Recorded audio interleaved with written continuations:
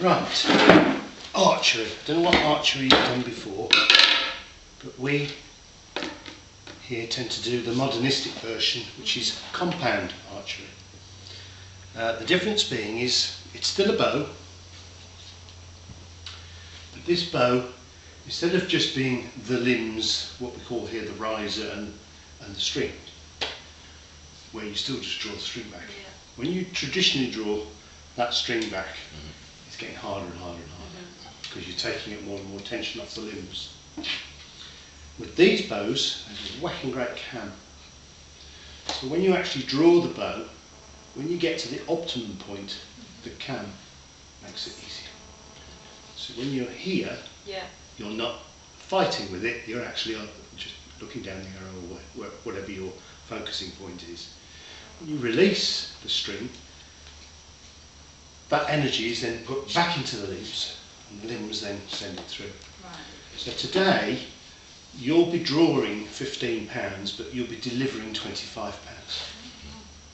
So it's not going to break your arms. Okay. Now, this is a right-hand bow. How we know it's a right-hand bow is that ergonomically fits your hand. And the arrow rests, and then the string is underneath. Because when you first pick up these, you're thinking, well, where do I put this? Yeah. Okay? If it's like that and the bow's underneath, you know you're nearly there, and then you're ready for that position. Okay. With these as well, they're fairly modern arrows, in as much that they have what we call a nock here, which is clips on to here. Yeah. So they don't fall off. And that's because you should never touch the arrow with your fingers. Yeah. As soon as you touch it, it comes off. Yeah. Right. So that's in there, and you'll notice the odd colour feather, or fletch, whatever you want to call them, is called the cock feather, and it stands up.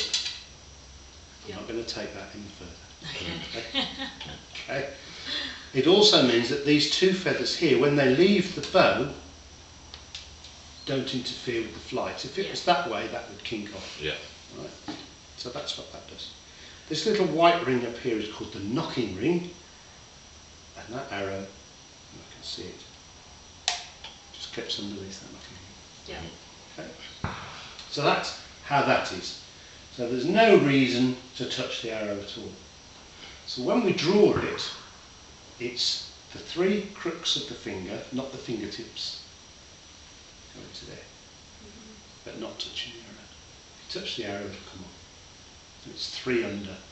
Different types of archery determine whether it's 1 above, 2 above, or whatever. 3 under.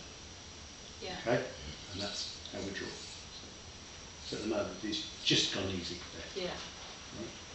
Now the most important part, I'm going to do this without an arrow in because I don't want to make you feel threatened at all, is when you draw, this finger is going to there. That's your reference point. Okay. Not there, not here, there. Yeah. So when you draw it, it's there. Okay? Yeah. That means that every time you are using the same power. Yeah. If you pull it back further, there's more power, if it goes forward, less power. Yeah. And you can't then gauge how you're going to operate it. So that's basically how that bit works. Yeah. The final thing, there's no arrow in here at the moment, fantastic, but we don't let go at this point, because if I did, I would break this. Because it's the arrow that absorbs that energy. Yeah. Yeah. Okay. Okay. Right. If we now walk up to the line, and I'll show you what's what.